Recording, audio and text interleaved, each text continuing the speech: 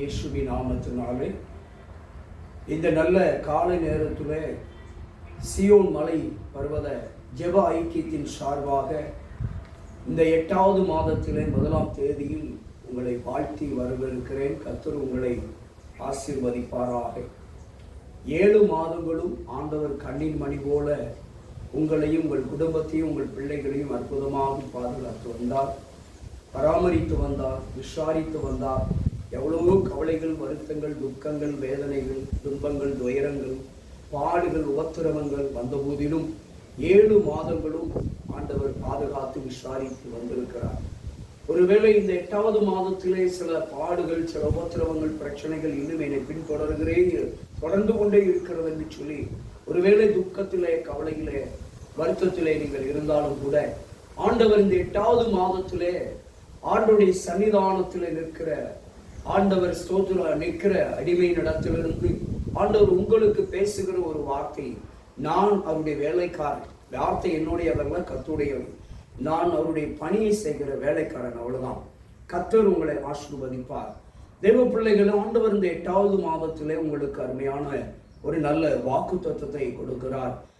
இந்த ஸ்தோத்திரம் பரிசுத்த வேதத்திலே யோவான் 16ஆம் அதிகாரம் 20வது வசனத்திலே இந்த 8வது மாதத்திற்கு ஆண்டவர் உங்களுக்கு இந்த 1ஆம் தேதியில இந்த கால வேளையில வேதனையோடும் இருக்கிற கவலையோடு வருத்தத்தோடு எங்களுடைய வாழ்க்கையில என்றைக்கு மாற்றங்கள் வரும், என் வாழ்க்கையில என்றைக்கு எல்லாவற்றுக்கும் ஒரு முடிவு வரும், நல்ல பதில் கிடைக்கும் என்று சொல்லி ஏக்கத்தோடு தவிப்போடு வாழ்ந்து கொண்டிருக்கிற, என் வாழ்க்கையில ஒரே வெற்றிடமாக இருக்கிறது, என்றைக்கு நான் நிறைவை காண்பேன், வாழ்க்கையில் இருக்கிற, குடும்பத்தில் இருக்கிற, பிள்ளைகளிடத்தில் இருக்கிற குறைவுகள் என்றைக்கு நிறைவாகும் என்று சொல்லி துக்கத்தோடு வாழ்ந்து கொண்டிருக்கிற அன்பு தெய்வ பிள்ளைகளே, அன்பு சகோதரனே, சகோதரியே, ஆண்டவராகிய இயேசு கிறிஸ்து இந்த கால வேளையில இந்த 8வது மாதத்தில் இந்த 1ஆம் தேதி ஒரு நல்ல வார்த்தையை உங்களுக்காக கொடுக்கிறார்.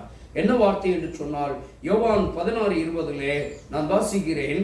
மெய்யாகவே மெய்யாகவே நான் உங்களுக்கு சொல்லுகிறேன், நீங்கள் அழுது புலம்புவீர்கள், உலகமோ சந்தோஷப்படும், நீங்கள் துக்கப்படுவீர்கள், ஆனாலும் உங்கள் துக்கம் சந்தோஷமாய் மாறும் என்று சொல்லி இந்த வார்த்தையிலே ஆண்டவர் சந்தோஷமாய் மாறும், உங்கள் துக்கம் சந்தோஷமாய் மாறும் என்று வாக்கு கொடுக்கிறார்.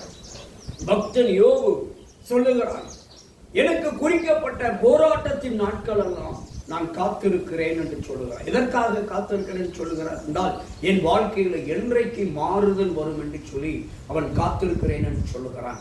இன்றைக்கு இந்த கால வேளையில கர்த்தருடைய ஆவியானவர் உங்களுக்கு சொல்லுகிறார், மாறுதலுக்காக. ஒருவேளை போராட்டத்திலோடு வாழ்ந்து கொண்டிருக்கிற, வேதனையோடு, வியாதியோடு, வறுமையோடு, வெறுமையோடு, தரித்திரத்தோடு, கடனோடு, பிரச்சனையோடு ஒருவேளை வாழ்ந்து கொண்டிருக்கிற, சமாதானமற்ற ஒரு சூழல், பிரச்சனையற்ற ஒரு சூழலில் வாழ்ந்து கொண்டிருக்கிற நீங்கள் ஒருவேளை துக்கத்தோடு வாழ்ந்து கொண்டிருக்கலாம்.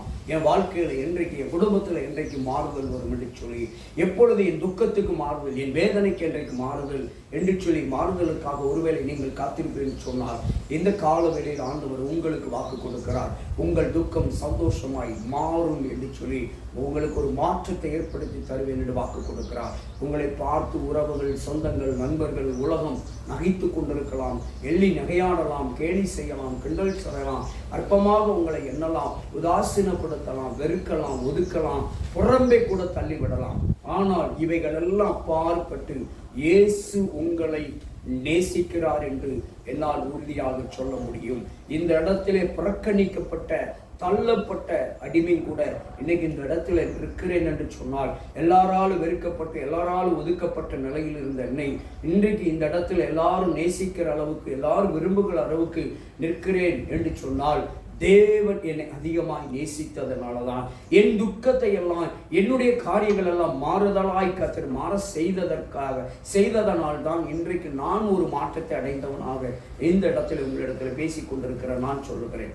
அதே போலதான் அன்பு தெய்வ பிள்ளைகளை, இந்த 8வது மாதத்துல ஆண்டவர் உங்களை பார்த்து சொல்லுகிறார், மகனே, மகளே, உன் துக்கம் சந்தோஷமாய் மாறும். நீ ஒன்றுக்கு கவலைப்படாத, உன் துக்கமெல்லாம் கர்த்தர் ஒரு நாள் சந்தோஷமாய் மாற்றுவார். இன்றைக்கே ஆரம்ப நாளாக எண்ணிக்கொள்ளுங்கள். நீங்கள் இந்த வார்த்தையை இந்த 8வது மாதத்தில் இந்த 1ஆம் தேதியில் இந்த வார்த்தையை இன்றைக்கே நீங்கள் விசுவாசிங்கள்.